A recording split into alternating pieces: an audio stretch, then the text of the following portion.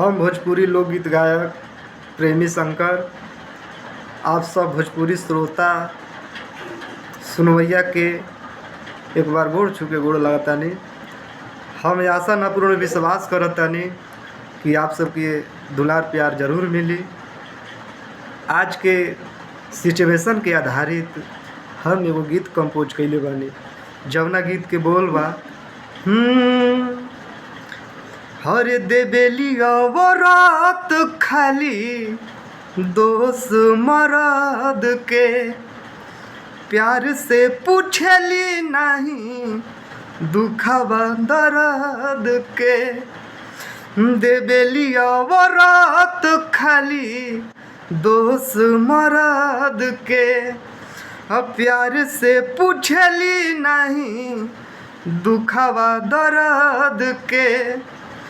लइकी नइखी सीता तो लइको कहाँ रम बड़े, लइकी नइखी सीता तो लइको कहाँ रम बड़े। गलती दोनों से होला लइका खाली बदनाम बड़े।